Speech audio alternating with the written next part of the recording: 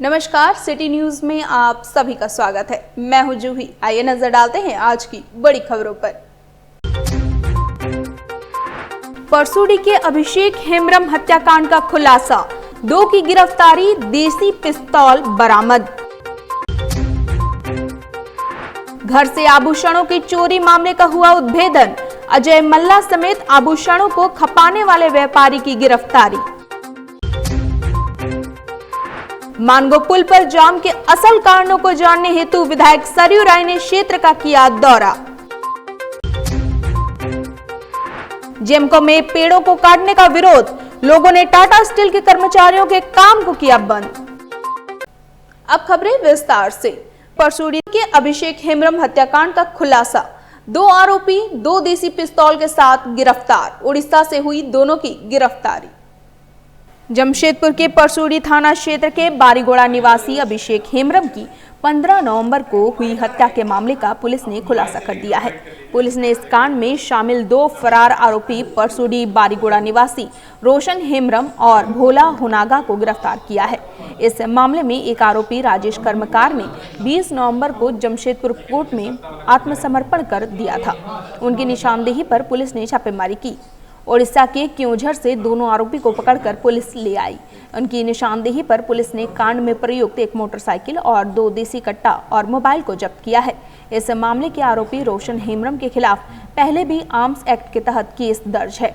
इसके उद्भेदन में डीएसपी लॉ एंड ऑर्डर परसूडी थाना प्रभारी फैज अहमद, एसआई गौतम कुमार वर्मा, हिरार तुबीर, ज्ञान आभूषण तिग्गा, हवलदार वासुदेव महतो, संजय कुमार और अन्य पुलिस बल शामिल थे।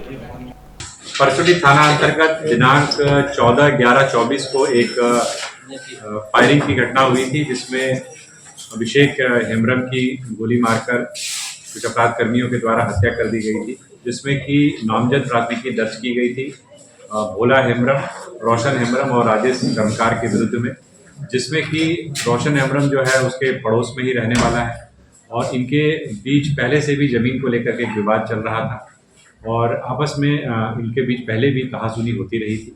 इसी को लेकर के इसने एक तरीके से पूरी प्लानिंग की अभियुक्तों ने, और उस दिन ये 2 वाहन पे आए वहां पर, और आने के पश्चात उनके द्वारा फायरिंग की घटना को अंजाम दिया गया। पुलिस के द्वारा एक विशेष टीम का गठन किया गया और उस विशेष टीम के द्वारा तकनीकी एवं मानवीय आसूचना के आधार पर कार्रवाई करते हुए 2 अपराध कर्मियों की गिरफ्तारी की गई है, भोला हुनागा और रोशन हेम्ब्रम की। और इसके पूर्व में जो तीसरा नामजद अभियुक्त है राजेश कर्मकार, वो न्यायालय में उसने पहले ही आत्मसमर्पण किया था। इन दोनों अपराध कर्मियों की गिरफ्तारी, इनको बेसिकली एप्रीहेंशन इनका किया गया क्योंझर से, उड़ीसा से। उसके पश्चात यहाँ ला करके जब गहनता से उनसे पूछताछ की गई तो पूरी बात का खुलासा हुआ, जिसके पश्चात उनकी गिरफ्तारी की गई है और उनकी ही निशानदेही पर 2 देसी कट्टा, जो कि फायरिंग के लिए प्रयुक्त हुआ था इस घटना में, तो दोनों बरामद हुआ है। मोबाइल फोन्स की बरामदगी हुई है और साथ ही साथ एक मोटर बाइक, जो बेसिकली इस घटना में अभियुक्तों के द्वारा भागने के लिए यूज़ किया गया था, वो भी बरामद किया गया है। एक और अभियुक्त इसमें शामिल है जिसका नाम सामने आया है और उसको लेकर के पुलिस के द्वारा लगातार छापेमारी की जा रही है। अगर इनके आपराधिक इतिहास की बात करें तो इसमें जो एक व्यक्ति रोशन हेम्ब्रम है, उसका ढेंकानाल जिले में कामाख्या नगर थाने में भी एक आर्म्स एक्ट और लूट का मामला पहले भी उसके विरुद्ध दर्ज रहा है। पुलिस के द्वारा जो है कार्रवाई करते हुए एक तरीके से इस मामले में 3 लोगों की गिरफ्तारी, 2 लोगों की गिरफ्तारी, एक का आत्मसमर्पण और चौथे के लिए छापामारी जारी। कोआली थाना अंतर्गत हल्दीपोखर मुस्लिम बस्ती में मोहम्मद नसीम अख्तर के घर बड़े पैमाने पर आभूषण की चोरी के मामले में 1 माह के अंदर कोआली पुलिस ने खुलासा करते हुए चोरी के मुख्य सरगना अजय मल्ला समेत आभूषण को खपाने वाले व्यापारी अशोक कुमार जैन को गिरफ्तार किया। मामले को लेकर वरीय पुलिस अधीक्षक किशोर कौशल ने एक प्रेस वार्ता के दौरान कहा कि 27 नवंबर को दोपहर के 11:30 बजे वरीय पुलिस अधीक्षक को गुप्त सूचना मिली कि हल्दीपोखर पुलिस बस्ती में चोरी की घटना को अंजाम देने वाले गिरोह के कुछ लोग जादूगोड़ा रंकड़ी मंदिर के आसपास देखे गए हैं। इसी के निशानदेही पर एक छापेमारी टीम का गठन किया गया, जिसमें मुसाबनी डीएसपी संदीप भगत, कोआली थाना प्रभारी धनंजय कुमार पासवान, पुलिस अवर निरीक्षक सिद्धू मुर्मू के द्वारा मंदिर के समीप वाहन जांच अभियान चलाया गया। इस दौरान काला रंग का बाइक में सवार होकर एक व्यक्ति आ रहा था, जो पुलिस बल को देखकर मोटरसाइकिल छोड़कर भागने लगा, जिसे पुलिस द्वारा पकड़ लिया गया। नाम पता पूछे जाने पर व्यक्ति अपना नाम अजय मल्ला, जो बागबेड़ा निवासी, बताया। इसके बाद उन्हें थाना लाकर पूछताछ की गई। पूछताछ के क्रम में अजय मल्ला ने हल्दीपोखर मुस्लिम बस्ती में चोरी करने तथा सभी जेवरात को जैन ज्वेलर्स जुगसलाई के अशोक कुमार जैन को बेचे की बात स्वीकार की। इसके बाद अजय मल्ला के बयान पर ज्वेलर्स व्यापारी अशोक कुमार जैन से भी पूछताछ की गई। उन्होंने भी आभूषण खरीदने की बात स्वीकार की। गिरफ्तार अजय मल्ला का आपराधिक रिकॉर्ड रहा है। वरीय पुलिस अधीक्षक ने बताया कि इससे पहले कई थानों में इसके खिलाफ मामला दर्ज है। 27/11/24 को इस प्रकार की एक सूचना प्राप्त हुई थी कि एक संदिग्ध व्यक्ति जो है बीते महीने इसी महीने 1 तारीख को एक चोरी की घटना कारित हुई थी। वो चोरी का माल लेकर के साथ में एक बाइक पर घूम रहा है। इसको लेकर के एक चेकिंग लगाई गई जादूगोड़ा थाना प्रभारी के सहयोग से, और उस दौरान चेकिंग के समय एक व्यक्ति एक मोटर बाइक के साथ पकड़ा गया, जिस व्यक्ति का नाम अजय मल्ला करके है, जो बेसिकली थाना बागबेड़ा का रहने वाला है। और उसके पास से जो चोरी के जेवरात थे, उसके बारे में उसके द्वारा बताया गया कि उसने ये जो चोरी के जो जेवरात हैं उसने जुगसलाई में एक आभूषण दुकान में बेचा है। जब वहाँ पर उसके साथ छापामारी की गई तो जितना भी माल जो चोरी हुआ था उसके यहाँ से वो सारा का सारा जो है उसकी बरामदगी हुई है।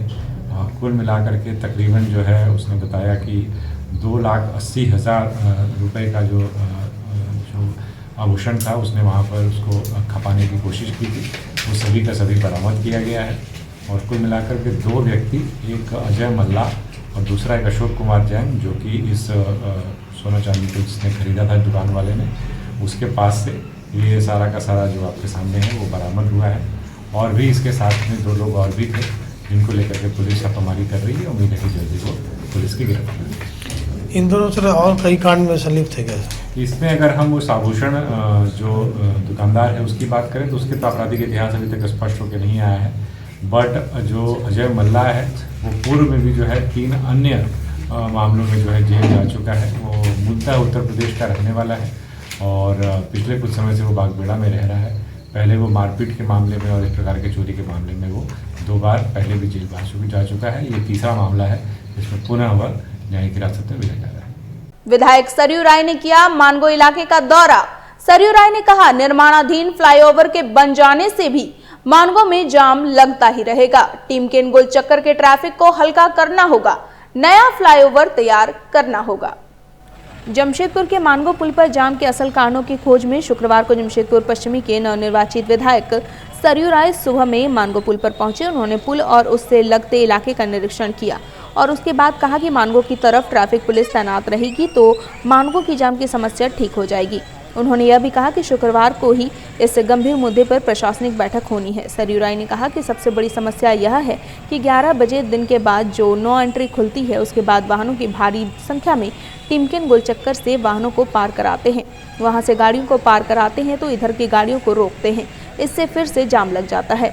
श्री राय ने कहा कि सबसे बड़ी समस्या टीमकेन गोल चक्कर है, इस पर कोई ध्यान नहीं दे रहा है। जब तक उसका ट्रैफिक हम ऊपर से ऊपर पार नहीं करा देंगे फ्लाईओवर बनाकर, तब तक हमेशा जाम की समस्या रहेगी। अभी तो फ्लाईओवर का निर्माण कार्य चल रहा है, इसके बन जाने के बाद भी मानगो में जाम की समस्या जस की तस रहेगी।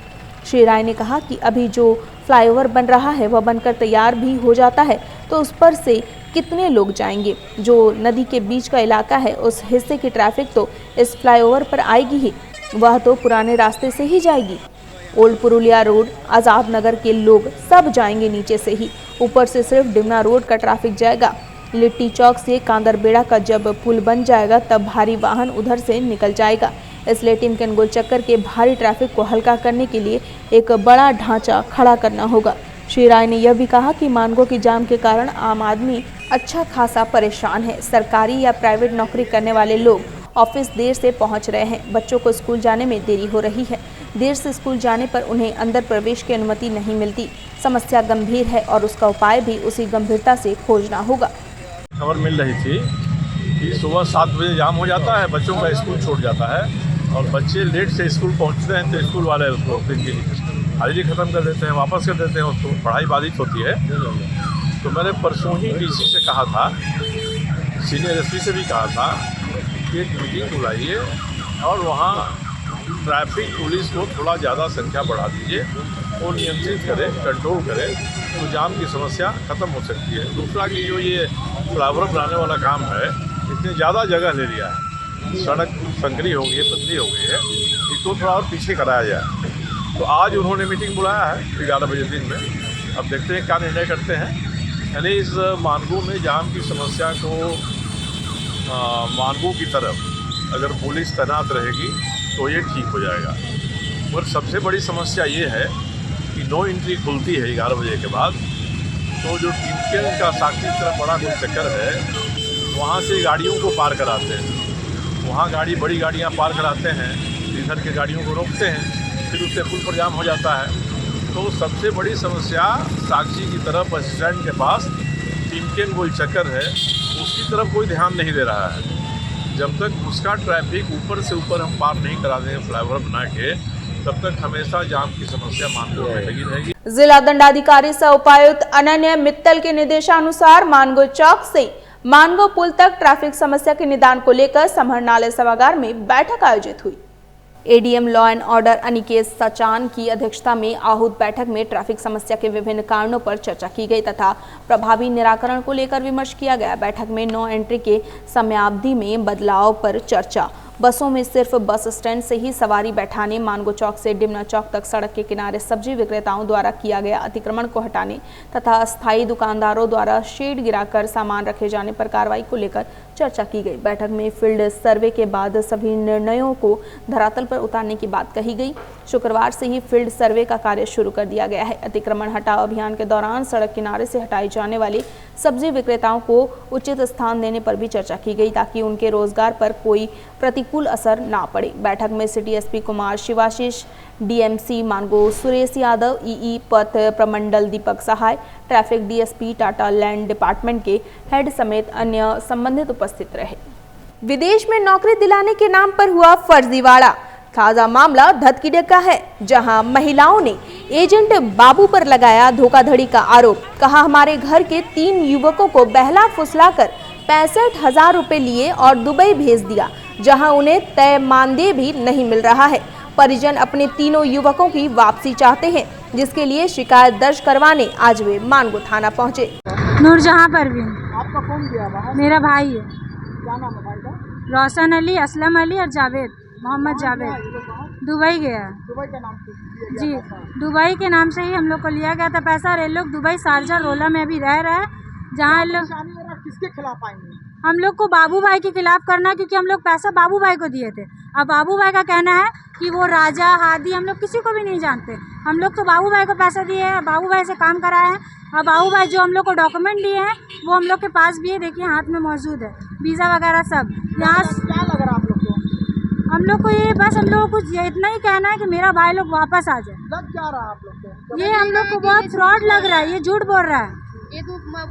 ऊपर से हम लोग कांटेक्ट करने की कोशिश करते हैं उनके घर पास जाकर, तो वहाँ पर इसे बोला जा रहा है कि हम लोग को नहीं पता, उनका घर वाला बोल रहा है। फ्रॉडगिरी लग रहा है। हाँ, फ्रॉडगिरी लग रहा है सर, फ्रॉडगिरी है। बस हम लोग को इंसाफ चाहिए, बस वो लोग वापस आ जाए, उन लोग को पासपोर्ट उन लोग के हाथ में मिल जाए। जेमको में पेड़ों को काटने का विरोध, लोगों ने टाटा स्टील के कर्मचारियों के काम को रोका। जमशेदपुर के टेलको क्षेत्र के जेमको मैदान में एक बार फिर टाटा प्रबंधन द्वारा पेड़ों को ध्वस्त किया जा रहा है, जिसका विरोध लोगों ने किया। लोगों का कहना है कि पेड़ काटने से पहले उन्हें वन विभाग की लिखित परमिशन दिखाएं, उसके बाद इन पेड़ों की कटाई करें। लिखित परमिशन के बिना उन पेड़ों को काटने नहीं दिया जाएगा। वहीं लोगों ने पेड़ों की कटाई का काम बंद करा दिया है। गौरतलब है कि विगत 40 वर्षों से जो पेड़ लगे थे उसे शुक्रवार को ध्वस्त किया जा रहा है। आक्रोशित लोगों ने काम बंद करवा दिया, जिसकी सूचना पाकर कंपनी प्रबंधन की टीम पहुंची। वहां उपस्थित लोगों ने कहा कि पेड़ काटने से पहले वे वन विभाग की लिखित परमिशन दिखाई जाए। वहां उपस्थित अधिकारियों ने कहा कि कंपनी प्रबंधन पेड़ इसलिए काट रही है क्योंकि इसके मेन रोड बनाना है। वहां उपस्थित महिला ने कहा कि इतनी बड़ी क्षेत्र की आबादी में यह सिर्फ एक ही खेल मैदान है, जो टाटा प्रबंधन द्वारा इसकी घेराबंदी जारी है। झारखंड राज्य में इंडिया गठबंधन के सरकार बनने की खुशी में जमशेदपुर न्यायालय परिसर स्थित जिला बार एसोसिएशन में लड्डू वितरण किया गया। मौके पर मुख्य अतिथि के रूप में पूर्व विधायक कुणाल सारंगी मौजूद रहे।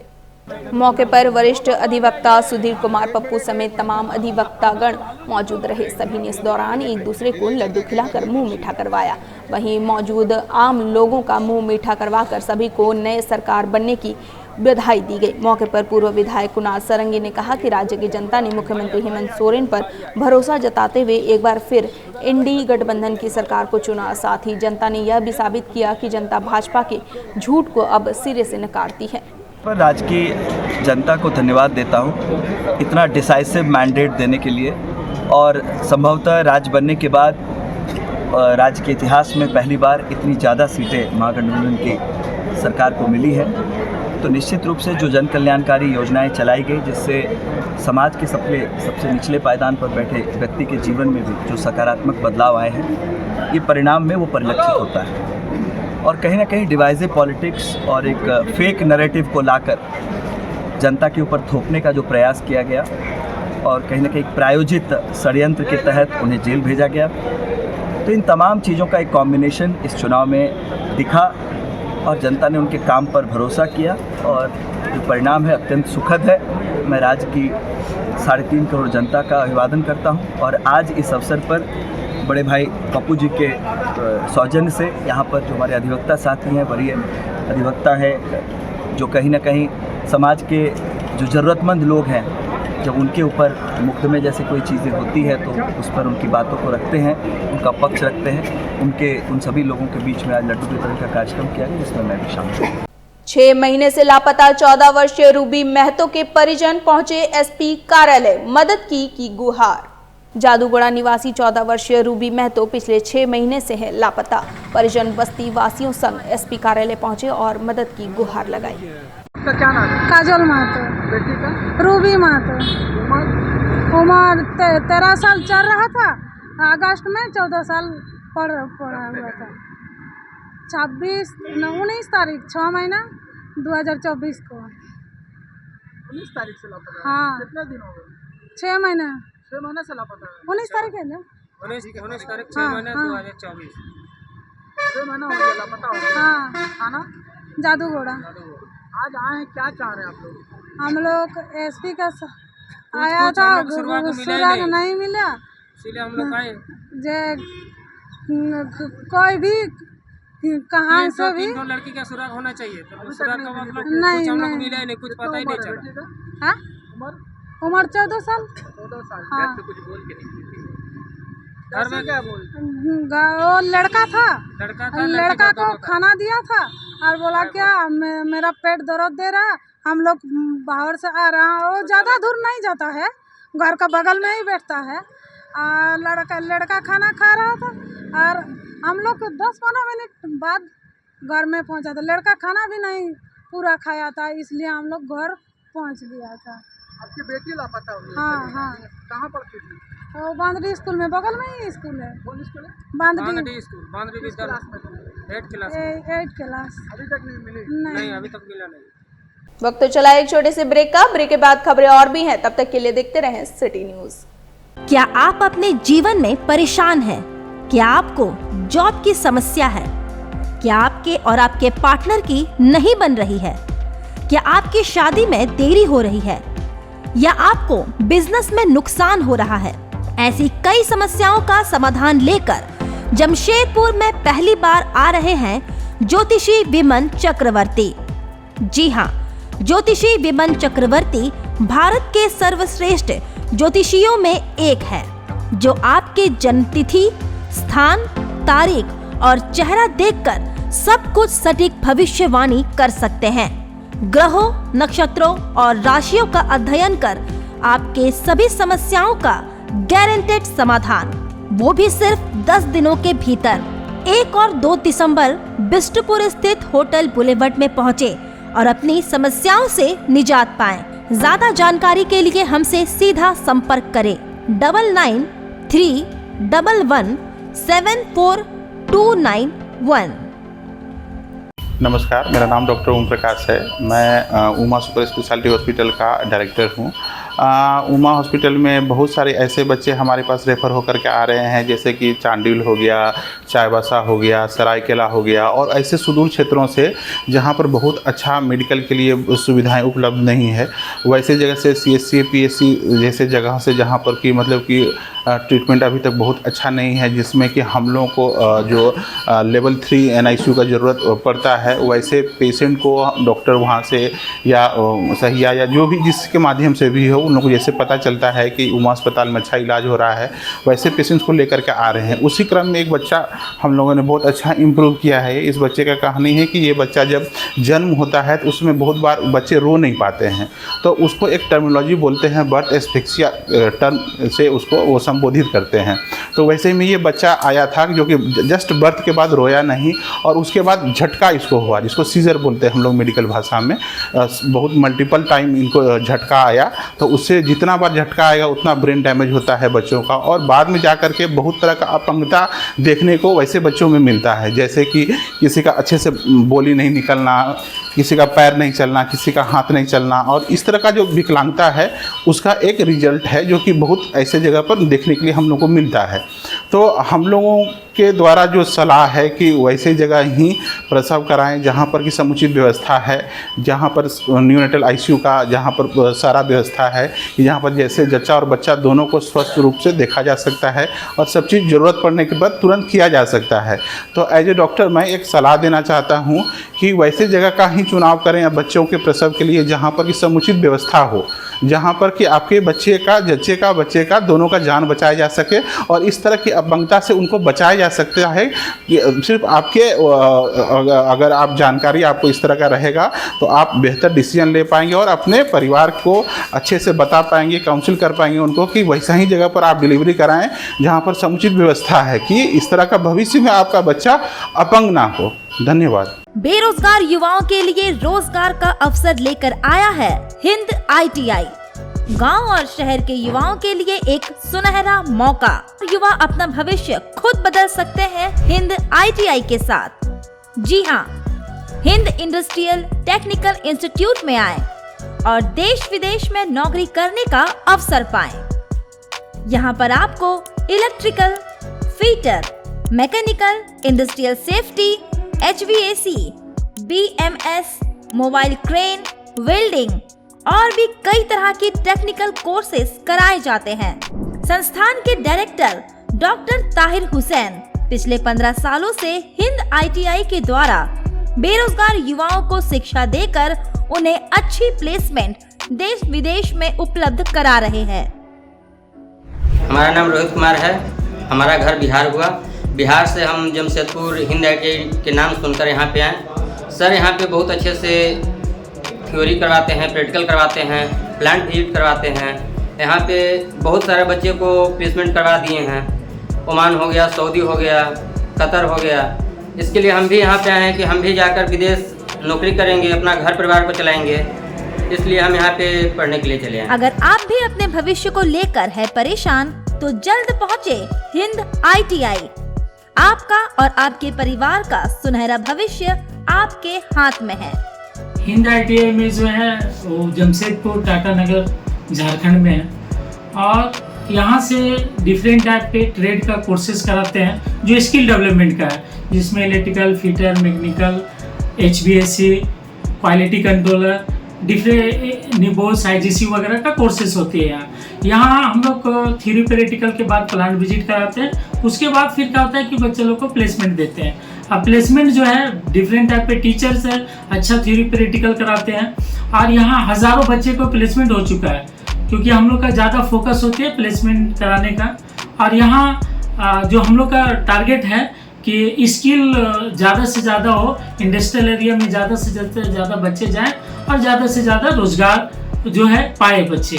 हमारा पता है निशा apartment, Jawahar Nagar road number 17, Mango, Jamshedpur.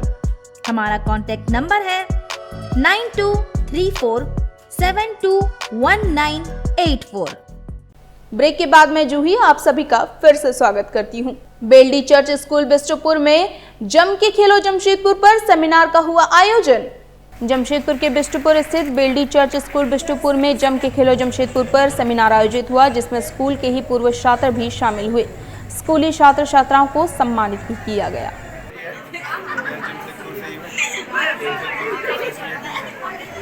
वही हम लोग को सभी सपोर्ट करें। ये हमारा मैच है 2 दिसंबर को माउंटेन स्पोर्टिंग के साथ 7:30 बजे JRT स्टेडियम। तो हम लोग को सपोर्ट करें, हम भी अपना 100% देंगे और ज़्यादातर स्कूल जितना हम लोग को जमशेदपुर की टीम को सपोर्ट करोगे तो अच्छा ही है सबके लिए। Thank you. मॉर्निंग आपको भी। मेरा नाम जेकब थॉमस है और बेसिकली मैं केरला का हूँ और यहाँ पर अभी यही महीने मैंने ज्वाइन किया है। आगे का बेल्डी का जैसे आप पूछ रहे हैं, बेल्डी चर्च का एकेडमिक्स, डिसिप्लिन ये सब तो रहता ही है और इसके साथ साथ हम लोग चाहते हैं कि स्कूल यहाँ का नंबर 1 स्कूल बने। इसमें मेन चीज़ है कि बच्चों के बीच में डिसिप्लिन लाना है, टीचर्स के बीच में थोड़ा अवेयरनेस पैदा करना है। और यहाँ जैसे कि इंग्लिश मीडियम है, ICC स्कूल है और इंग्लिश मीडियम है और मैं चाहता हूँ कि यहाँ का जो एनवायरनमेंट है टोटली इंग्लिश रहे और हमारा बच्चा जो है जो भी यहाँ पर आ रहा है पेरेंट्स को कोई कंप्लेन ना हो और बच्चा जब तक यहाँ से पढ़ के निकल रहा है एक अच्छा इंग्लिश में बोल सके और उसका फ्यूचर ब्राइट हो सके। इसके लिए हम टीचर्स को और बच्चे के बीच में अवेयरनेस पैदा कर रहे हैं, डिसिप्लिन ला रहे हैं ताकि स्कूल काफ़ी आगे बढ़े। और वही नहीं, और स्पोर्ट्स में भी हम लोग चाहते हैं कि हमारा स्कूल जैसे ऑलरेडी हमारा स्कूल काफ़ी अच्छा कर रहा है और आने वाले दिनों में भी हम चाहते हैं कि स्पोर्ट्स में भी हमारा स्कूल काफ़ी आगे जाए। आज पेरेंट्स टीचर्स मीटिंग हो रहा है, इसमें भी हम लोग कोशिश कर रहे हैं कि पेरेंट्स के जो फीडबैक लें कि कहाँ हमारी कमियाँ हैं। अच्छाई तो होती रहती है, ठीक है, बहुत सारी अच्छाई हैं, लेकिन हम चाहते हैं कि हमारी कमियों को पता करके उस पर हम काम करें और आने वाले दिनों में सारी कमियों को दूर करके स्कूल को और आगे बढ़ाने के लिए हम लोग प्रयत्न कर रहे हैं। और कोशिश है कि पेरेंट्स के साथ मिलकर, बाकी लोगों के साथ मिलकर, आप लोगों के साथ मिलकर स्कूल को और आगे बढ़ाने की हम लोग कोशिश कर रहे हैं। Thank you. जिला दंडाधिकारी सह उपायुक्त के निर्देशानुसार अवैध खनिज परिवहन खनन के विरुद्ध चलाया जा रहा है जांच अभियान। खनिजों का अवैध परिवहन करते 2 वाहन जब्त। जिला दंडाधिकारी सह उपायुक्त अनन्या मित्तल के निर्देशानुसार अवैध खनन एवं परिवहन के रोकथाम हेतु जिला खनन कार्यालय द्वारा लगातार जांच अभियान चलाया जा रहा है। इसी क्रम में सिद्धगोड़ा थाना अंतर्गत एक वाहन जिसे जब्त किया गया। उपरोक्त दोनों वाहन बिना खनिज परिवहन चालन के परिवहन करते हुए पाए गए। दोनों वाहनों को सिद्धगोड़ा थाना को सुपुर्द करते हुए प्राथमिकी दर्ज कराई गई है। चलते चलते एक बार फिर नजर डालते हैं आज की बड़ी खबरों पर। परसूडी के अभिषेक हेम्ब्रम हत्याकांड का खुलासा, 2 की गिरफ्तारी, देसी पिस्तौल बरामद। घर से आभूषणों की चोरी मामले का हुआ उद्भेदन, अजय मल्ला समेत आभूषणों को खपाने वाले व्यापारी की गिरफ्तारी। मानगो पुल पर जाम के असल कारणों को जानने हेतु विधायक सरयू राय ने क्षेत्र का किया दौरा। जेमको में पेड़ों को काटने का विरोध, लोगों ने टाटा स्टील के कर्मचारियों के काम को किया बंद। आज के लिए बस इतना ही। कल फिर मिलेंगे कुछ नई ताजा खबरों के साथ। तब तक के लिए सिटी न्यूज की पूरी टीम को दीजिए इजाजत। नमस्कार।